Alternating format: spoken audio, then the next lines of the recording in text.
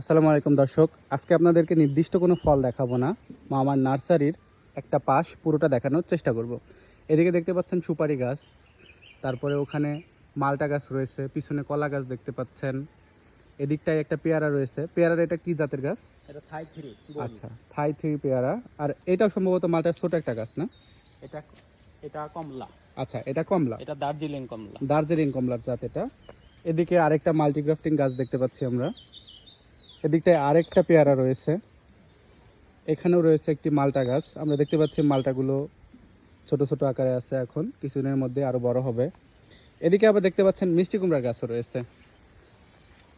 মামার বাগানটা চমৎকার, আসলে দেখলে অনেক ভালো লাগে। এখানে বিভিন্ন ধরনের গাছ দেখা যায়। আম আছে সামনে। সামনে আম গাছ রয়েছে। মালটাগুলো দেখো। আচ্ছা, এদিকেও একটা মালটা গাছ আছে।